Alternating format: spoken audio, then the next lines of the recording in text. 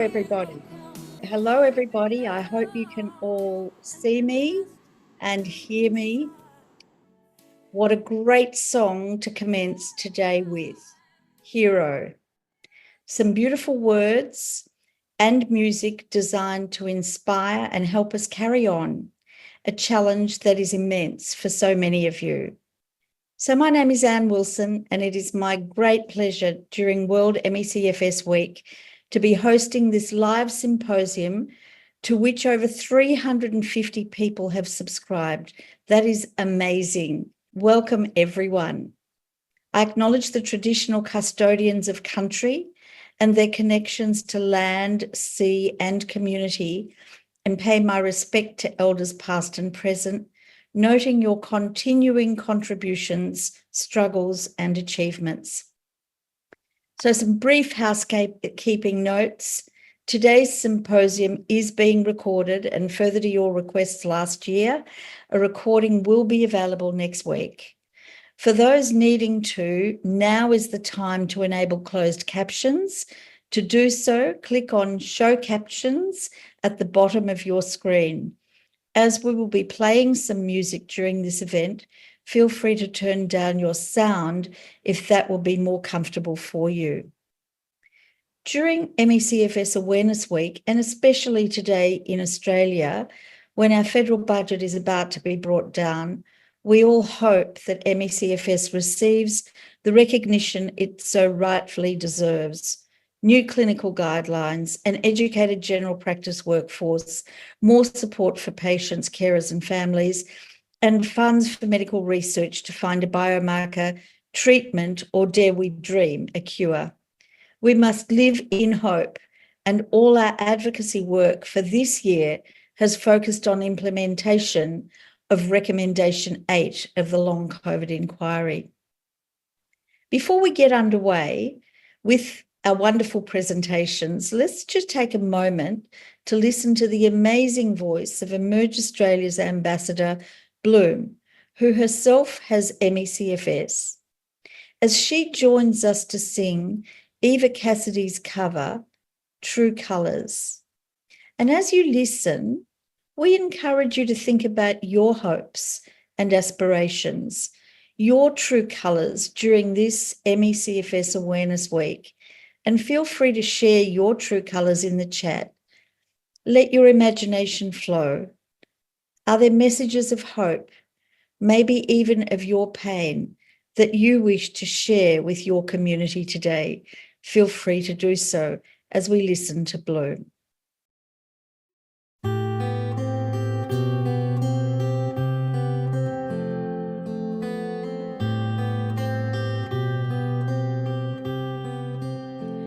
You with the sad eyes, don't be discouraged. Oh, I realized it's hard to take courage in a world full of people. You can lose sight of it all, and the darkness there inside you makes you feel so small. But I see your true colors shining through. I see your true colors, and that's why I love you. So don't be afraid to let them show your true colors. Your true colors are beautiful, like a rainbow.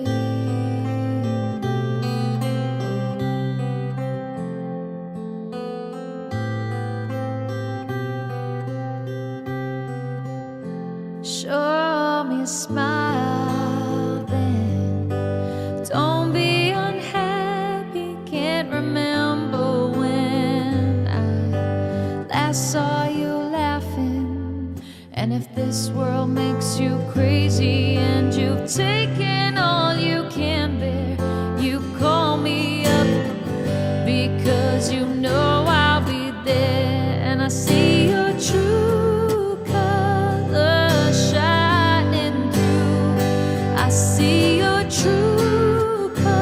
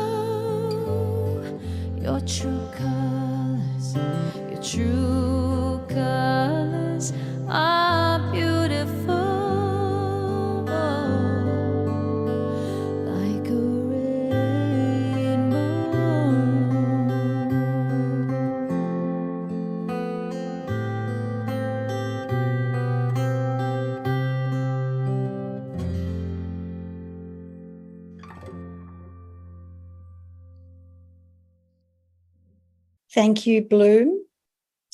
Some of the words we just heard were don't be discouraged. It's hard to take courage in a world full of people.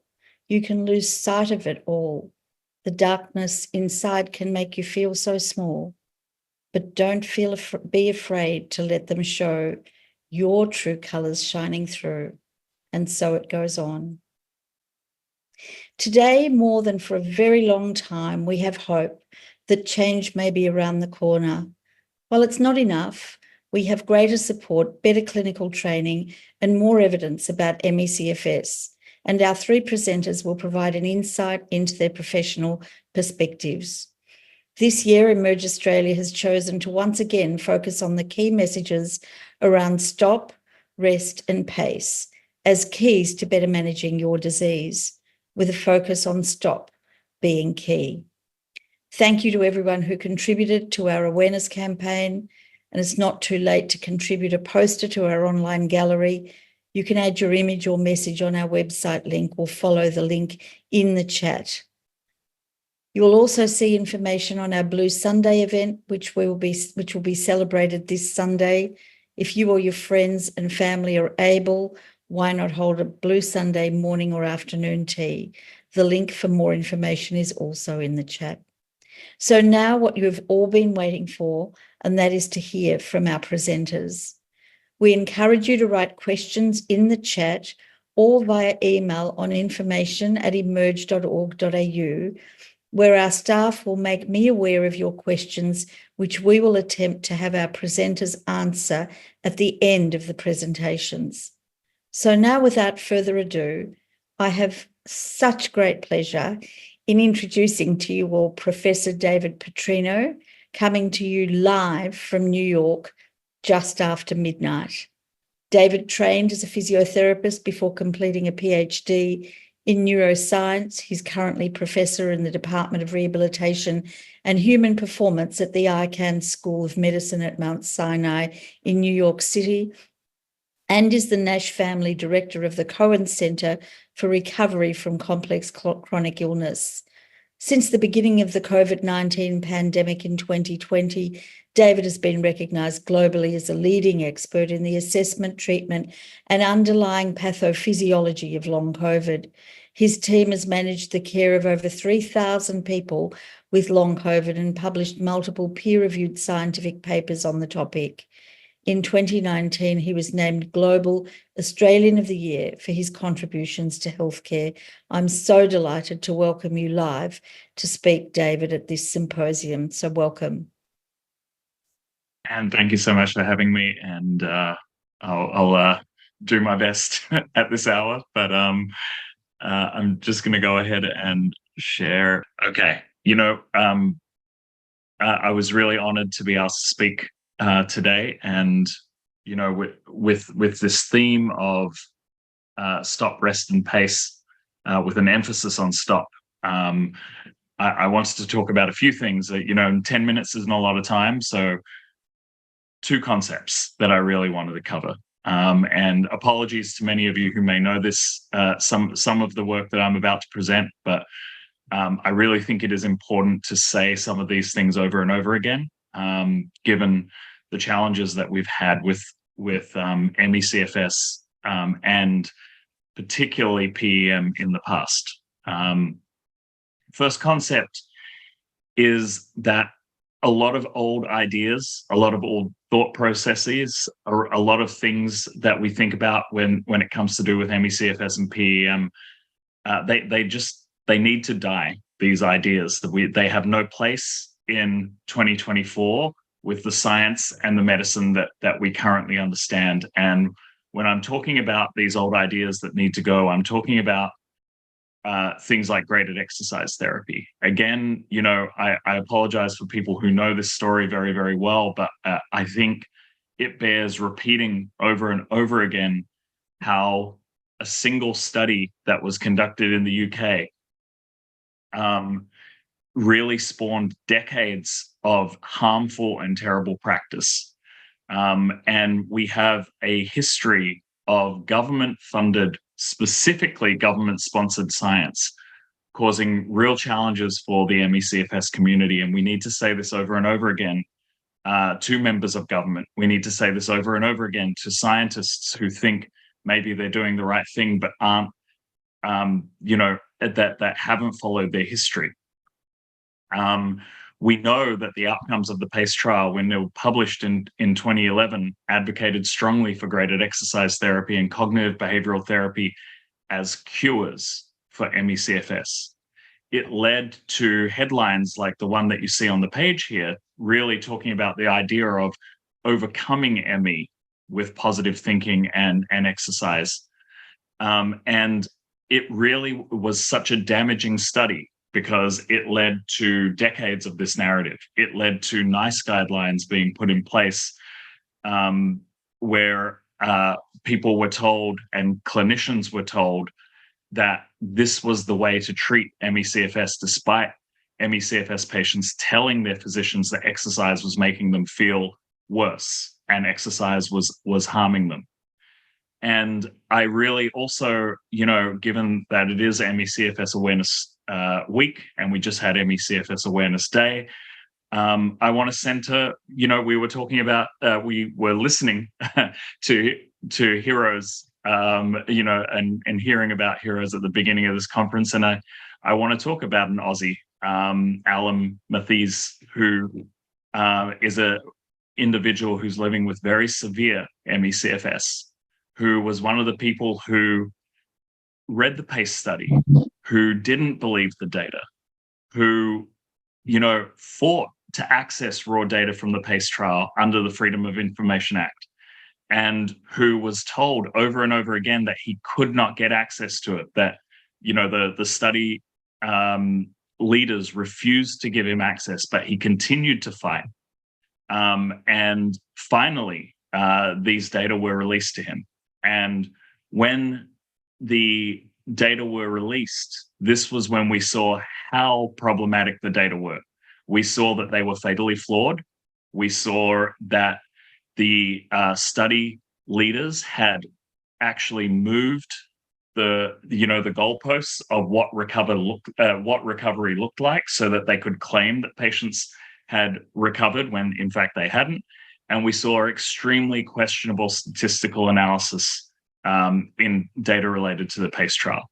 Now, it feels kind of like we're kicking someone while they're down when we talk about the PACE trial over and over again, except for the fact that, it's, despite the fact that because of Alam's work and because of the work of many, many others who stood shoulder to shoulder with Alam to have graded exercise therapy and cognitive behavioral therapy removed from NICE guidelines, we still hear it being offered by Australian government officials. We still hear it being put out there as viable treatments for ME/CFS and for long COVID now. So I would remind everyone that we need to keep telling these stories. We need to keep reminding people that that these are fraudulent papers that led to extreme damage to individuals all over the globe as a result. And although I did get to meet Alam in 2023, he's unrecognizable from the man in this photo because of the severity of his ME/CFS. And often we've been told by Alam's family that it was the effort to access these data that he expended that really caused one of his largest deteriorations. So I really just want to honor him and center his story, because he's been so central, and a fellow Aussie, a fellow Western Australian for me, has been so central in this fight. And I also, to close out my first concept, I just also want to point out that when you see people continuing to pitch graded exercise therapy and cognitive behavioral therapy, you really just need to follow the money. When everyone asks how these ideas persist if the science is so bad, it's because the people who are peddling these ideas are making money off of it. It really is that simple. And again, these are things that we can't be polite about anymore. We need to be really upfront about it to government officials that that what they're doing is they are recommending interventions that are no longer supported by NICE. They're no longer supported by the entities that initially embraced the PACE trial until it was retracted. And so, we need to say over and over again that recommending graded exercise therapy and cognitive behavioral therapy are in direct violation of NICE guidelines. We need better tools, we need better science, we need better treatments. And, so the bottom line is this should no longer be a discussion. We need to move beyond these ideas.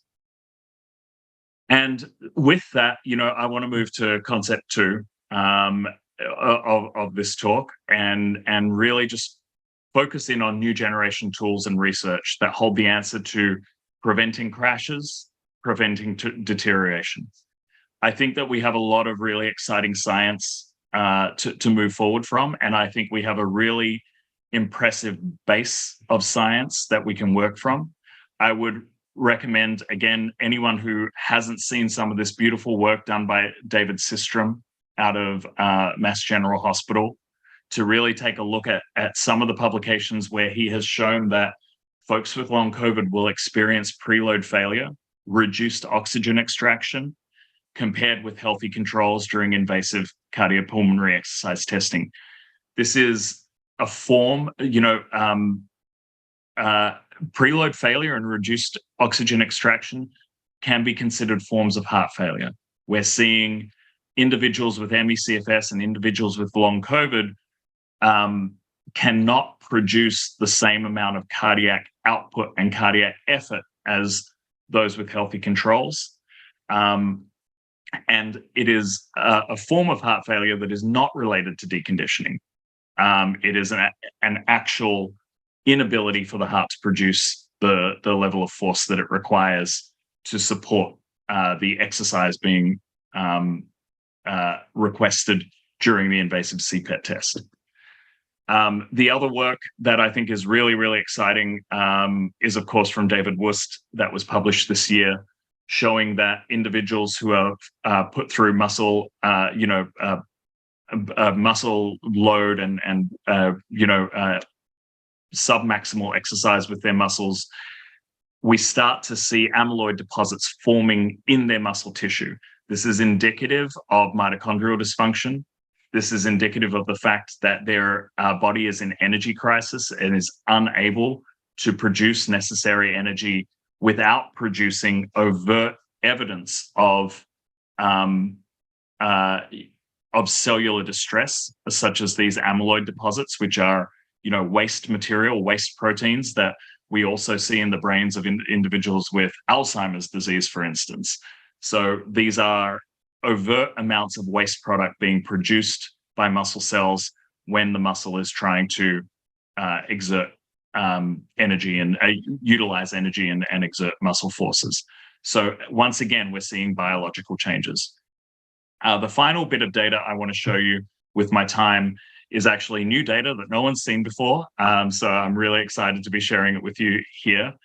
And we were really fortunate to be able to work with Visible Health, which is a remote patient monitoring platform that allows individuals with ME/CFS, long COVID, and other post-acute infection syndromes to track their activity and monitor their symptoms.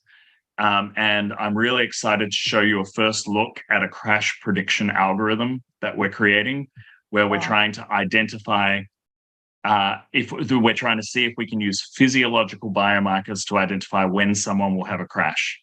So we were able to analyze data captured from Visible Health users. This, I'm proud to say, was is the largest study of its kind, where we looked at 3,578 patients who contributed over 404,364 data points. And using their heart rate data and their heart rate variability data and a mixed effects model, we were actually able to predict a crash with over 85% accuracy in the cohort 24 hours before the crash occurred. This is really exciting, and this is just the first pass. This is just the beginning of what we're doing. I would also like to point out, because we very pointedly tested this, that the reported levels of anxiety and depression that users were inputting into the app did not correlate in any way with crash prediction. It did not affect crash prediction. So this was purely physiological. Heart rate and heart rate variability were enough to predict crashes. And so to that end, and I'll end on this concept, when we're thinking about the stop in Stop Rest and Base, what could the future look like now that we're actually focusing on what our patients tell us, now that we're actually focusing on the real science, as opposed to these pseudoscientific framings that psychologists have been peddling for a while? We have concrete biomarkers that accompany PEM and that can be used to predict crashes. So with continued work and continued development of these algorithms, we have this opportunity to create technology-enabled pacing, where we could warn people with ME/CFS of an oncoming crash days ahead of time, as opposed to not knowing that the crash is coming until it hits you, and obviously that being too late. I really truly believe that working with these technologies has the potential to revolutionize the care and the self-management of ME/CFS. Again, I share Anne's hope for a cure, and I share Anne's hope for viable drug treatments. But in the meantime, these are ways that we can prevent deterioration and keep people healthy for longer and help people to avoid crashes. So I'm going to stop there, and thank you very much for your time. And sorry, I was a little rambly for the time of night I'm at. Wow. David, thank you so much for your presentation. It really does. It is very inspirational, especially when you look at the possibility of replicating that study, promoting it here in Australia, and looking at how that can be built on. In a cohort that's so large, with so much data, it certainly, it does, I think, provide people, if you can get if you can predict when someone's going to crash, then, we can help people to have strategies to cope with that and deal with it at the time. So I think that is incredibly exciting data, and I'm sure there are many questions in the chat that people have for you. So David's going to be here at the end to answer your questions. So David, thank you for that really exciting presentation. Our next speaker is Dr. Mark Donohoe. He's a GP. He's president of ACNEM. He's founder and director of the Mosman Integrative Medicine Clinic, with close to 40 years experience in general practice, specialising in chronic fatigue syndrome, environmental and occupational toxicology, sensory sensitivities, including multiple chemical sensitivity. Mark is a member of Emerge Australia's Medical and Scientific Advisory Committee, and I'm really delighted, Mark, to welcome you to speak to us today, and thank you for your time today. Thank you, Anne. It's a delight to be here, and thanks to Emerge for inviting me along to talk today. I've grown a bit older since you knew me before. It's 41 years now, and I thought it's worth mentioning that I beat David in one thing and one thing only. I've seen about 6,000 ME/CFS patients and helped them on their journey over what's now 41 years. So it doesn't mean that I'm an expert in the way that David is. I am awed by David's work, and I look forward to that in the future.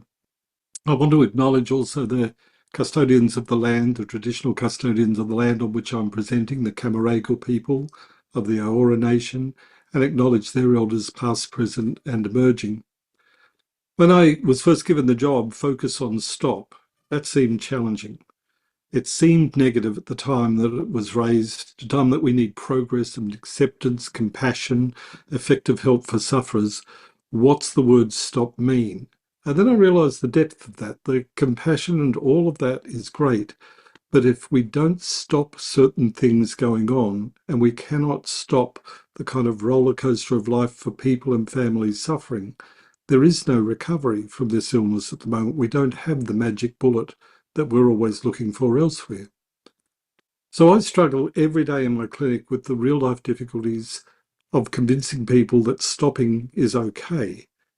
All of us, the reason that there are no animal models for ME/CFS is obvious. Animals don't have another life that they could imagine that they could live. They don't have a memory of the life they used to live. Digby lies down here and sleeps 13 hours a day very, very happily and doesn't know any different now that he's getting old. People have a life that they have experienced, that they imagine, that they aspire to, and the idea of stopping in that journey is sometimes a very foreign feeling. Being able to do something to prevent post-exertional malaise, the crash that happens after activity, even the activity of looking up data, reading studies, the simple things that we all take for granted. I'm really looking forward to David's algorithm on how to predict, because if I could predict, give people a good tool to predict when PEM is going to hit in the days ahead, that would be transformative in clinical practice. I think that it would transform the way we even think about the illness entirely. Not that it's random and comes out of the blue, but there are predictors that we can rely on, and that would be a fabulous tool for new guidelines that Emerge is working for the general practitioner world and for healthcare practitioners more generally. I have to, day after day, convince people that it's okay to stop, that stopping does not mean you can't progress, that you can't get better. And just yesterday, another one, a classic person who said, I was feeling so much better on treatment that I decided to do the spring cleaning. I pointed out it was autumn, but doing the spring cleaning, that spring cleaning, when you get that first taste of energy back, when there's a bit of a false summer in the early stages of recovery, that spring cleaning is what people want to do. And I have to be sexist here. The number of men who do spring cleaning is pretty well zero over 40 years. It is nearly always a woman. And I suffer, like many males, from domestic blindness. We don't see a mess. We don't see problems like that. So convincing people that it's okay to stop is a very, very important role of any healthcare practitioner. What's harmful is saying, oh, if you just tried harder, if you just pushed a bit harder, if you had a more positive attitude, those kind of things are devastating. And it is so harmful. And my colleagues do it so regularly, not my colleagues within ACNEM, but colleagues in general practice and specialist practice, that it's become the default. If you don't respond to what I treat you with, you are to blame. If you tried harder, you would do better. So that idea of being able to stop and decompress is linked with another thing that Fiona, my wife, as a counsellor, has pointed out. We've lost the art of convalescence. There was a time, and in fact the medical literature is replete with this, that in the turn of the century, turn of the 18th, 19th to 20th century and now, there was a vast number of articles on convalescence, and they've dribbled away almost to nothing. Now it's all about get back to work, be productive. There is a whole idea of economies and pressures and social pressures that are almost impossible to forget or to ignore. And the idea of convalescing, simple answer here, how long does COVID take? Well, people say a week, but the people who convalesce for about a month do better than the people who don't. And I've learned that for the same with Epstein-Barr and with other viral infections. Respect the virus, respect the challenge to health, and work on recovering your health, not work on getting back to work and working longer hours. I want to put forward something which I haven't alerted Anne to, but I'm going to put it up today, the idea of a stop prescription. On every doctor's desk, there should be a script pad with simply the word stop. Something that is okay. You'd be surprised how powerful prescriptions can be. I've given people lifestyle prescriptions, and they actually fulfill it because it's on an official looking piece of paper. But a stop script is a powerful tool. It's something that, with a bit of joy and fun in it, can be shown to anybody, and people say, oh, it's actually true, a doctor said that. I have lots of people wanting me to write letters to say, tell other people what you tell me is true. But it's a lovely, simple idea, a lovely graphic in the middle of a script pad with the word stop. And I would love to have that to give my patients. The other thing that we have to get used to is we are a civilized society that believe we care for those who are suffering. We've put in an NDIS, we have disability support pensions, but then in an illness like ME/CFS, we create barriers. We have to stop those barriers being erected. We have to answer for the people who we care for as doctors and to take that forward. And going into the bureaucracy of NDIS, NDIA, disability support pension, it's terrifying for doctors. It's what we hate doing because we keep getting asked, well, prove this person is sick. And the answer is, how can you prove a person to be sick? They are sick because they're not producing, they're not able to be themselves, and it's very hard to cross that boundary. And every time money is short, people who can't prove their illness tend to fall off the edge when it comes to social support. We also need something which was brought up recently, Medicare changes. Most of the people who are severely sickened by ME/CFS don't do very well turning up at doctors' surgeries to have consultations. In fact, many of them can't leave the house.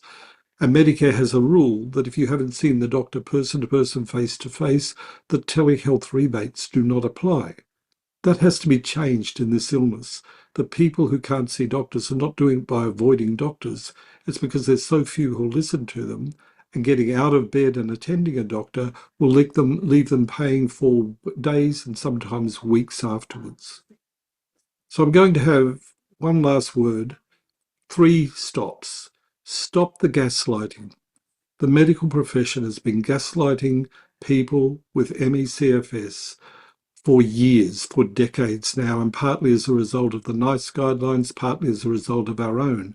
Stop the gaslighting, because when people are gaslit, they leave with a feeling of guilt and blame, and it worsens the illness. No doctor should ever do harm by gaslighting people and saying, if you just tried harder. Second one is stop the graded exercise therapy now, forever, for good. Just drop it. I agree with David entirely. Nearly a half of my patients have tried GET and are worsened by it routinely. I think there is a place for graded exercise at the recovery stage when a person's nearly recovered and is looking to rebuild health. Then you can go down that path. But a person suffering ME/CFS is not the person to do graded exercise. And the final one is simply the final stop, is stop the madness. What we've done for 30, 40 years in my time in the ME/CFS community is wasteful, mad, blames the people who are suffering. There are 500,000 people now, given the long COVID as well as the ME/CFS, who are suffering these types of illness. And it is just utterly mad to keep on turning the blame back on them. Stopping that madness works for people who suffer it and works for the doctors who will care for them. That'll do me. I'll stop myself now. Thanks, Em. Thank you. What a powerful message that is. I love your 3 stops at the end. Stop gaslighting, stop graded exercise therapy now, and stop the madness. So I think that apart from the wonderful suggestion that you have around social prescribing, which I think is something that we can take up, there's a lot happening in the social prescribing space. Your presentation was a really sober reminder of what we can do and what the messages are that we need to give government regarding stop as a result of this ME/CFS Awareness Week. So thank you so much. Thanks, it was a pleasure to listen to your presentations, and of course you'll be around to answer some questions at the end. Our final speakers are Dr. Stephen Summer and his wife and carer, Tori Summer. Stephen is a former GP living with complex illness, including ME/CFS. He lives in Geelong, Victoria, with his partner and carer, Tori. Stephen graduated from medical school in 1984 and became a GP in 1991.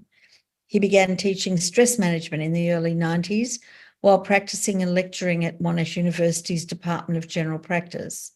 Recognising the need amongst his patients and medical students, he began teaching them meditation techniques to manage their stress. Soon he found himself presenting widely, and he was appointed president of the Whole Health Institute of Australasia. A major health crisis in 1996 led him to relinquish all his roles until 2007, when he returned to general practice and teaching at Deakin University Medical School. Further health crises in 2011 left him unable to continue as a practitioner. Since then, Stephen has been sharing his ideas and insights through writing and in podcast form with his uplifting story from doctor to patient to doctor again, while living with ME/CFS. We're delighted that Stephen's partner and carer, Tori, is here with him, and we welcome both of you, Stephen and Tori, and thank you so much for being with us today and being willing to share your story. Thanks, Anne. Thanks, Anne. Thanks so much for inviting us. We really feel privileged to be able to be part of this. And thanks to the Emerge team for making this event possible and inviting us along. Yes, and we'd like to add our respects to the Indigenous elders and everyone else listening today. Tori and I are going to do a tag team, as my voice is actually fading a little. So Laura is going to put up a PowerPoint presentation that there we go. So this is on the front of Stephen's first book. It says From Doctor to Patient to Doctor again. Stephen lost his career as a GP when he got sick with ME/CFS in 1996 after a illness.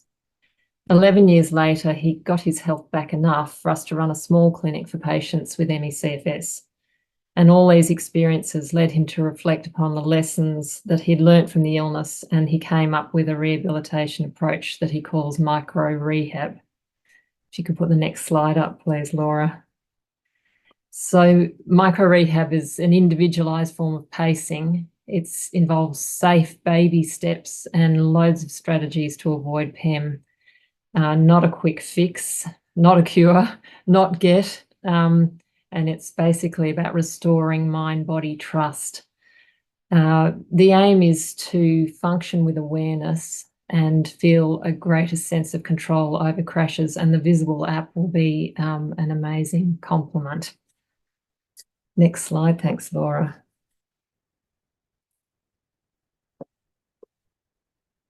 Yeah, rehab is a word that's employed for various chronic illnesses. And the aim of rehab is to improve function as much as anything else. And I'm sure David would agree with his work. It's not about cure, but it can make a very big difference to people, as I discovered.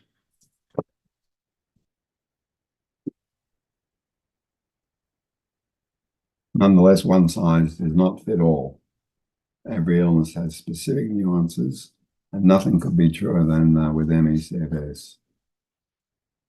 This is an electron micrograph of a mitochondrion, which we heard David talking about. And we do know that mitochondrial dysfunction is a part of ME/CFS.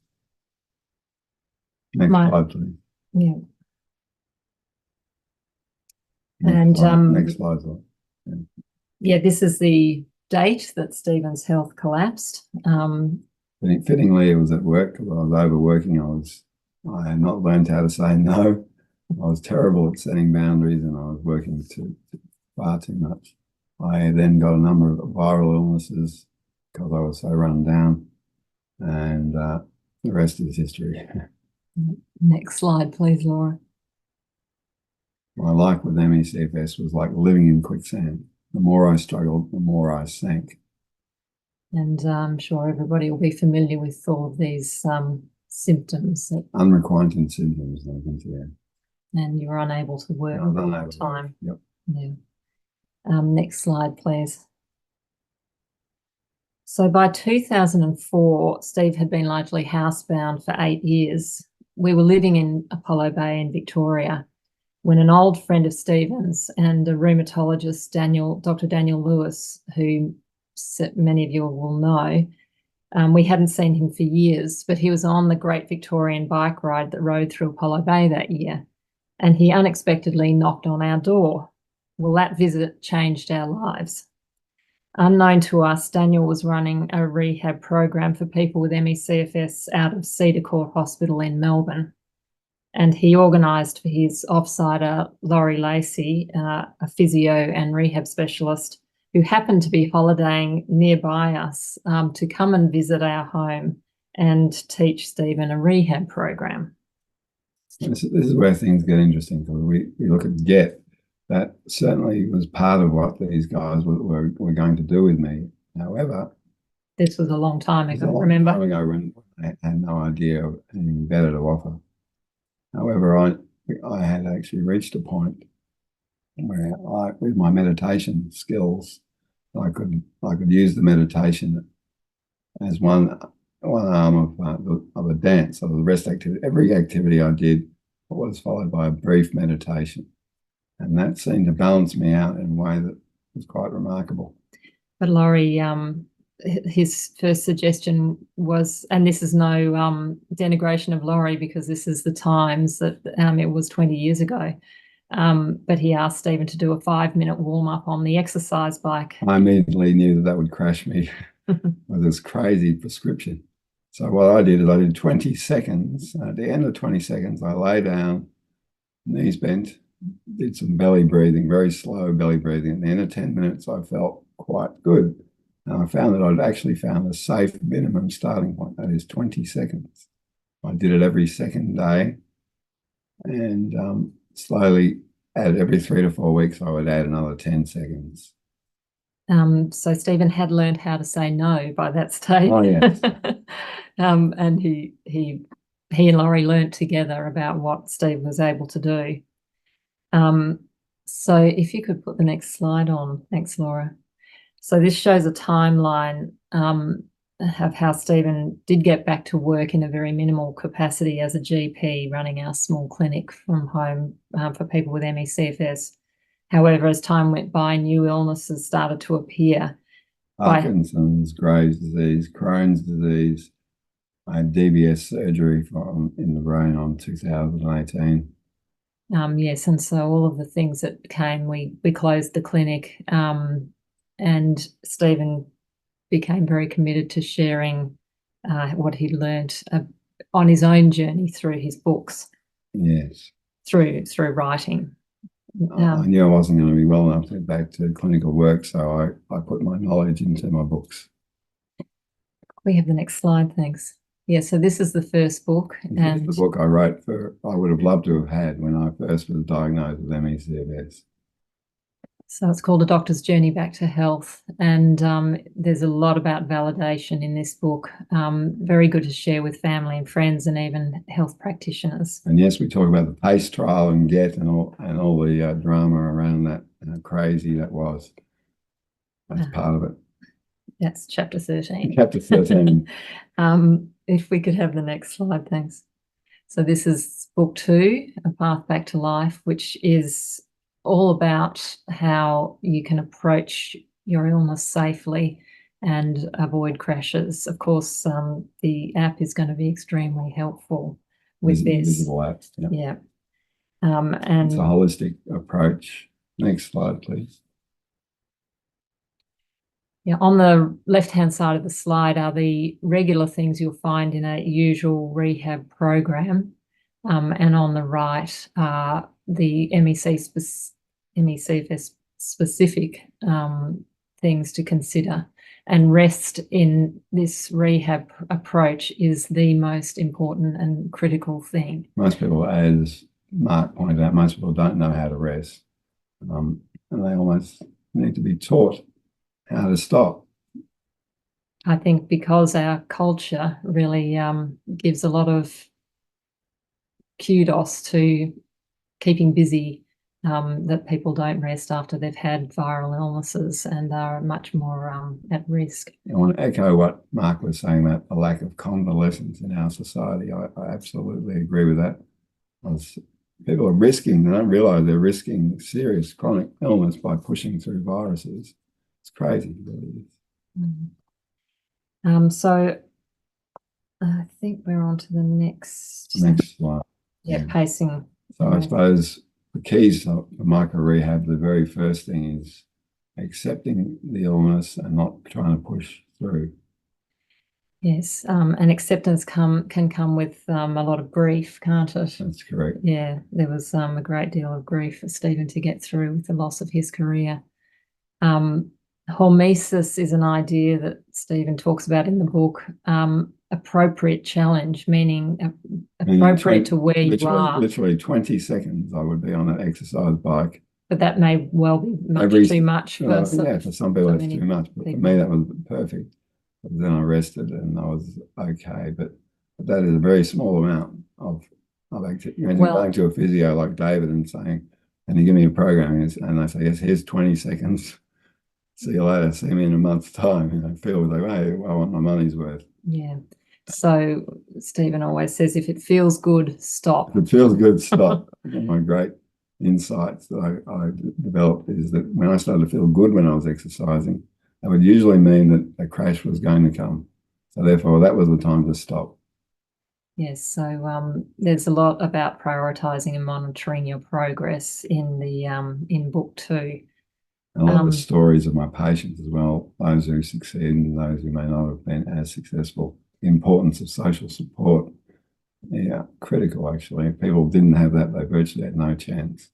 And to echo what Mark was talking about, there's a story from Trish who banked so much energy when she first started to take a micro approach that she crashed for 4 or 5 weeks after one day. One day, she actually did about 6 things in the one day. Went shopping, met her girlfriends, went out for coffee, went for a walk around the river, released all this energy by doing these techniques of micro rehab.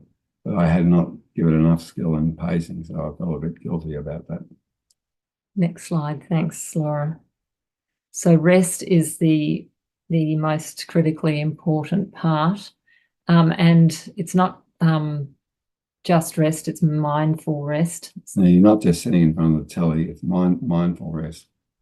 It's a meditative process, and that is quite restorative and can be recuperative for people. So doesn't mean you can't sit in front of the telly. You can do that as well, particularly. But just make sure you have these episodes at least several times a day of deeper rest.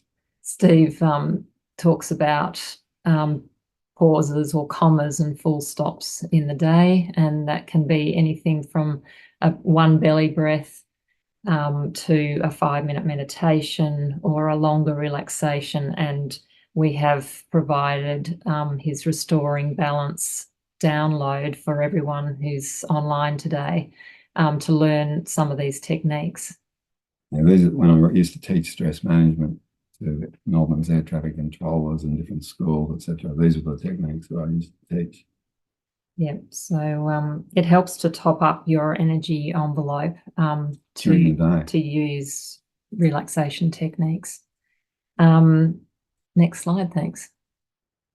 So this is some of the principles of the activity that Steve talks about, which will be familiar to a lot of people, but we won't go into these now. The most problematic one is aerobic exercise, obviously. And in terms of people are really unwell in bed, you still need some passive physiotherapy to move the joints. Prone core strength exercise can be helpful as well if it's done in small amounts. And very light reps of anything to start with. And for some people it might just be rolling over in bed. Some people it might be sitting. Some people, so it's incremental, very safe increases. Next slide, please. Pace, don't push. That's my big statement. Stop. That's emergency statement too. Stop, rest, and pace. But this is what I was saying before. How what happened with me is that 20-second epiphany ended up saving my life. I think because every 3 to 4 weeks I would increase by 10 seconds on the bike. And slowly but surely, I felt this energy. It's almost like I kick-started my mitochondria. And we're hoping that research might... we'd love someone to research this because it's such a simple approach, and yet seems to help. We've got some amazing results on the patients. Next slide, thanks. So it wasn't the one thing that led to my significant improvement, it was all the 1%ers. That's from a patient, Jess. So increments. Next slide, please. Yeah. It felt like after 8 years I've been released from a low energy prison. It felt amazing. I say that, and it really was amazing, but I must say I wasn't cured either. Like I could see if I went over, had a late night or something like that, that would send me into a crash quite quickly. I started to be very conscious. But certainly in terms of being a patient, any improvement is just so beautiful. It really is. And you know that because you know that so many people are suffering. And it's just another form of pacing, isn't it? It's a type of pacing. Yeah, it is. Yeah. Just extending it slightly, very slowly and very carefully. In my books, I have a number of case studies that I give for people as well. Next slide. Next slide, thanks. And the 2 books. Next slide, please. And they're available from my website. The least expensive version is on the website. If you get an ebook, it's $9.95.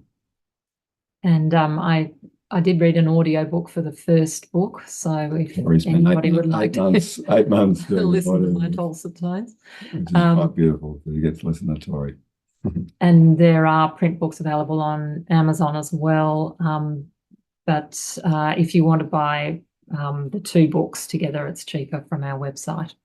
So, yeah. And next slide. Steve did write a previous book, Finding Hope When Facing Serious Disease. That's got lots of tips for serious disease, all types of serious disease, but also ME/CFS. And that's the Restoring Balance download that you all have access to. It is available in CD form for the oldies who are still using CD players. Okay. Well, thank you so much, Stephen and Tori. And you are also going to be making your Restoring Balance link available to our listeners, and details of that MP4 link and a password are in the chat and are also available on the website. So, we really thank you for sharing that. And thank you for sharing, your very personal experience. And I'm sure that people are very interested in the concept of micro pacing and the 20-second grabs are so important. That micro approach is really critical for so many. I'd love to ask David if he's done any research on that. I think we're going to have questions. Oh, okay. Yep, we're going to have questions. So maybe we'll ask David whether you've done any research on the type of micro pacing that Stephen is talking about. Can you comment on that, please? Yeah, absolutely. I wouldn't say we've named it not micro pacing per se, but we have definitely been starting some very detailed research on extremely passive forms of autonomic rehabilitation, where people start at a very, very low rate of exertion, and we try to stress to individuals that exercise, as we define it, is physical activity that is intended to promote an improvement in cardiovascular fitness. That's not what autonomic rehabilitation is, and that's not necessarily what rehabilitation is. So, and I think a big part of what we try to educate on is we need to be really careful with our words, right? Because there's been so many potentially helpful movement therapies and potentially helpful rehabilitation therapies that can get lumped into the sort of this umbrella of exercise. We need to find better ways of both measuring the level of exertion that we're asking of our patients to partake in, as well as really digging into the efficacy of some of these interventional approaches. We've just begun. We have data from around 70 patients who have been slowly going through the protocol, but we need a lot more data. Yeah, of course.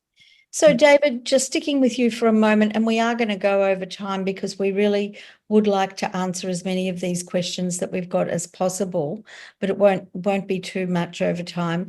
Is the new crash detection study considering in future some other predictors beyond a heart rate and heart rate variability for those with ME/CFS who also have POTS and similar orthostatic elements? The short answer is yes. And I'll also point out that, and this will come out in the paper, which we're hoping will be sort of coming out in June or, late June or early July. But it's not the raw heart rate or the raw heart rate variability. It's actually the way that the heart rate variability is changing, and the way that the heart rate is changing over time. And it's not even as simple as the way that it's changing over time. We've done a little bit of algorithmic sort of tweaking on the data to create the relationship that can predict the crashing. So it's not just a matter of looking at your smartwatch and saying, this is my heart rate variability, so I'm heading toward a crash. It's a little bit more computationally demanding than that. But we are also trying to identify other biomarkers and biometrics of crash, because a lot of folks take, heart rate modulating medications, and that can obviously affect the efficacy of a methodology like this. So we know that we need different solutions for different people. Yeah. I think that's one of the biggest challenges, isn't it? The unique nature of this disease is there's no one size fits all, and you need to tailor everything to the specifics of each individual patient. So thank you for that. And that, what devices are ideal to use in conjunction with your app is another question that someone has asked.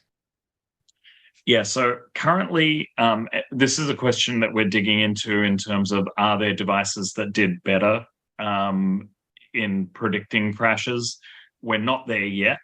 We hope to get there soon, but right now we managed to get good predictive quality, so over 80% in two devices. So the first was basically just using your phone. So the Visible app in its most basic version, it uses a technique called PPG, where you basically just place your finger over the flashlight of or the torch. I forget which country I'm in sometimes, of your phone, and it's able to pick up your blood pulse and therefore pick up your pulse rate and your heart rate variability. So that's the sort of like broken down lo-fi version that the Visible app uses, that everybody who downloads the app has access to. And then also some Visible users use the Polar chest sensor.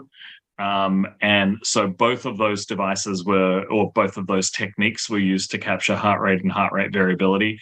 And we're digging into if one was better than the other or if they were both equally predictive. But what we can say right now is they both managed to get over 80% predictive accuracy. Well, that's amazing.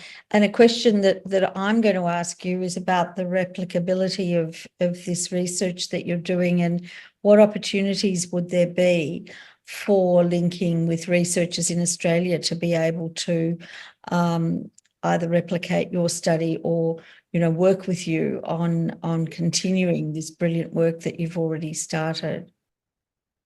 Yeah, I think replicating is going to be a very important next step. You know, I think it should be, you know, it's a testament to some of what Mark was talking about, and I really enjoyed Mark's presentation, and just the fact that for 30 or 40 years, the research that has been, you know, put toward ME/CFS has just been really lacking. You know, the idea that with so many millions of people suffering, that we couldn't get a few thousand people together and collecting data and putting it into a database is a real problem.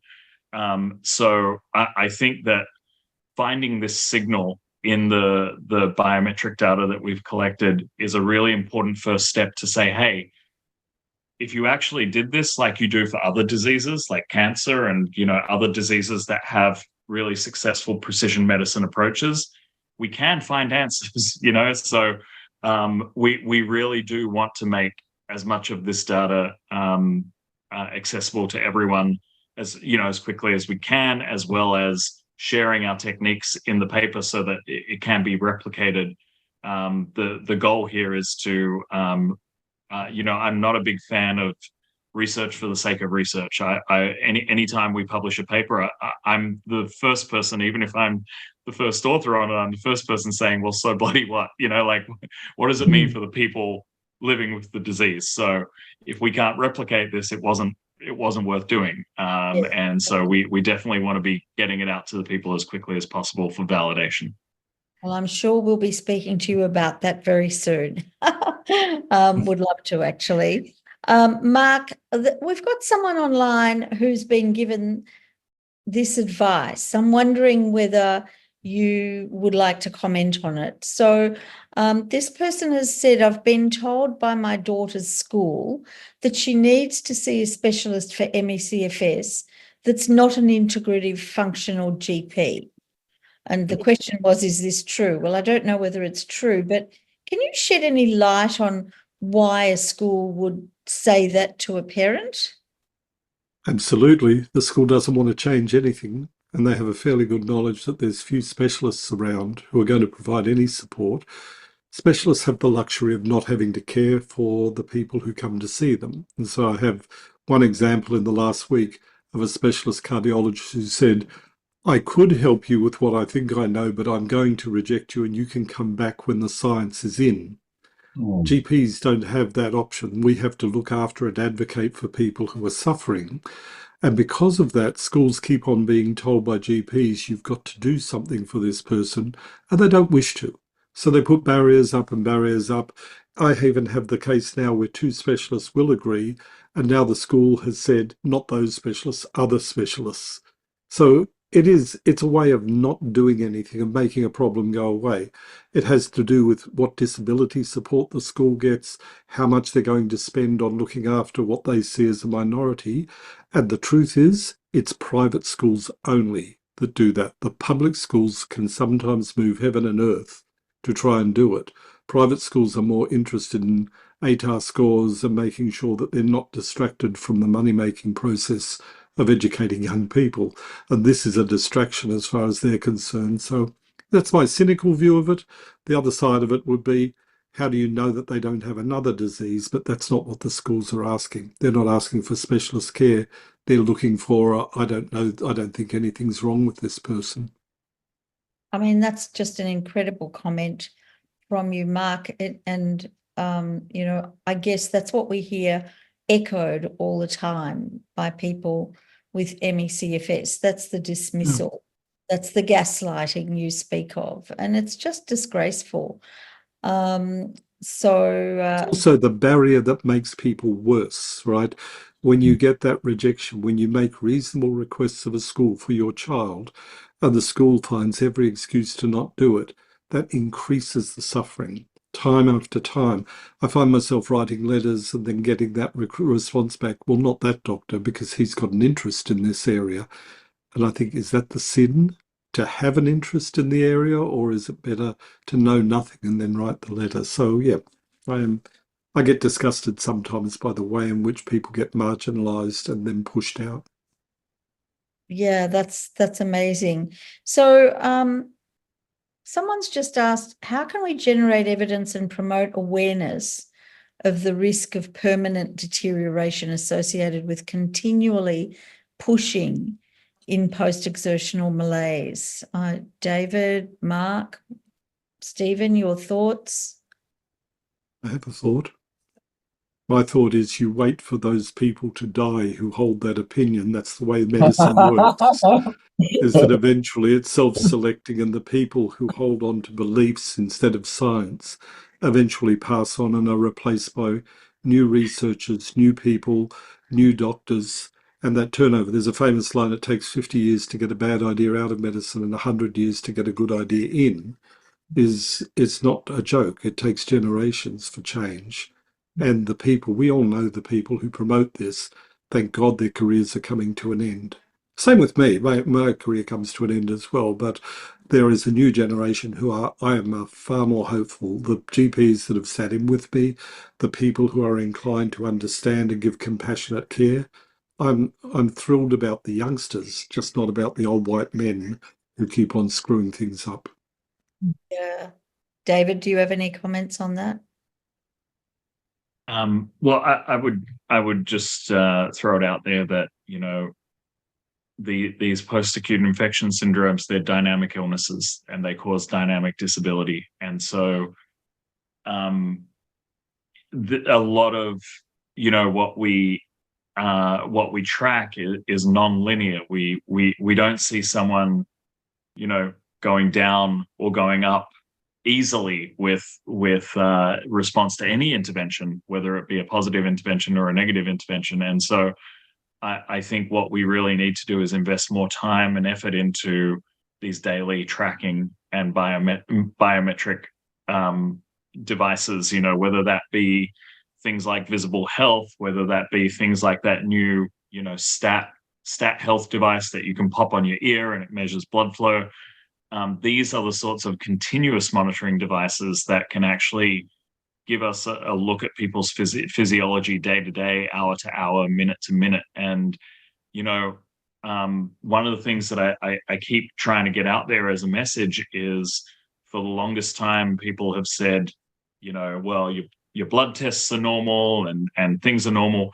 We don't find anything normal, you know, within normal limits about our patients when we test them, when we're testing autonomic function, when we're testing endothelial function, when we're testing resting metabolic rate. Almost everything is completely out of balance, and measurably so. It's just that people haven't been looking with the right tools. So I think the way, you know, we need to make space for a new generation of tools that are available right now, and you know, the standard of care needs to shift, where patients get access to these things, and and the healthcare system actually supports the use of these tools in complex illness. Thank you so much. We've got one final question for Stephen and Tori. That someone would like to know, what does DBS surgery mean? Deep brain stimulation surgery, basically 6 to 8 hours of surgery where they drilled 2 holes in my skull and very carefully fed an electrode into the area with permanently placed an electrode into an area of the brain that's related to Parkinson's disease. And then that electrode, you can actually feel it down the side of my neck, comes down here into a little pacemaker type thing, implantable generator, which can be programmed by Bluetooth. So it's basically a treatment for Parkinson's. They do use it for depression as well. Severe depression. Yeah. However, what was interesting for me is that also improved my energy levels when I had it done, which was unpredicted. Mm. So I'm not sure I'll be lining up for that surgery though, for ME/CFS, but it'd be a fascinating trial, wouldn't it? Not sure how you Thank you so much, Stephen. And of course, that surgery also had to do, I think, with your Parkinson's, didn't it? Oh, yes, that's correct. That was what it was for. Yeah. Voice problems. Very finally, David, someone has asked whether you can share the name of the 3 tests you just mentioned that are finding abnormalities in ME/CFS patients. That's our final question. Yeah, no problem. So I was talking about autonomic nervous system testing. So things like things that can be as advanced as getting a tilt table test, or what we call pseudomotor testing or cardiovagal testing, all forms of autonomic nervous system testing, or they can be as simple as an active stand test where we look at blood pressure and heart rate as someone stands, and leans against the wall for 10 minutes. So that's autonomic testing. I then mentioned resting metabolic rate testing. So this is a form of testing our metabolic system, and basically you use a number of different sorts of technologies that can do this, but it looks at the amount of energy that you're burning at rest. We use it in our clinic as a proxy for mitochondrial function. If somebody's resting metabolic rate is significantly elevated over what we would expect for someone of their height, weight, age, and gender, we can usually assume that that mitochondrial dysfunction is occurring. And those are the folks that usually respond well to mitochondrial supplementation protocols. And as they respond, we see their resting metabolic rate come back down to what would be expected of a normative function. And then the final thing I mentioned was endothelial testing, where we test the health of the blood vessels themselves, because we know that folks with ME/CFS as well as long COVID have inflammation of the blood vessels often. There's a device called the EndoPat, which is a device that looks not unlike a blood pressure cuff. It kind of squeezes your arm and then releases, and it measures how quickly blood returns to your arm, and it gives you an indication of how healthy your blood vessels are. So those are three of the things that more often than not will come back abnormal with testing with us. Thank you so much. Thank you so much. Well, what can I say? This has been an amazing hour and a quarter. It was meant to go for an hour, but our presenters were so wonderful and provided us with just so much information. And you've had such wonderful questions that, we let it drag on a little bit longer. It's now 1:15 for David Petrino in New York. I want to thank everyone for participating today, particularly our three brilliant speakers, David, Mark, 4 speakers, David, Mark, Stephen, and Tori. As indicated earlier, a recording and summary wrap of the event will be published in the coming days. Please don't forget to contribute to the Awareness Week poster gallery and consider hosting a Blue Sunday event this coming Sunday. So to see us out of this 2024 World ME Day Symposium, here is Bloom once again with an Adele song called Easy on Me, what we all need in ME/CFS Awareness Week. Thank you for joining us. Thank you for supporting our work on your behalf. And thank you to our presenters whose generosity with their time is so appreciated, David, Mark, Stephen, and Tori. Emerge Australia sees you, we hear you, and we stand with you all. So bye for now, and I hope you've enjoyed this Awareness Week Symposium. Thank you so much.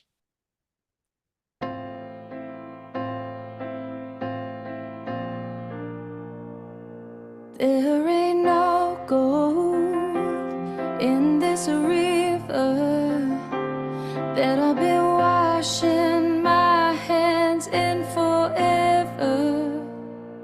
I know there is hope in these waters, but I can't bring myself to swim when I am drowning in the silence, baby. Let me go easy on me, baby. I was still a child, didn't get the chance to feel the world around me. I had no time to choose what I chose to do. So go easy.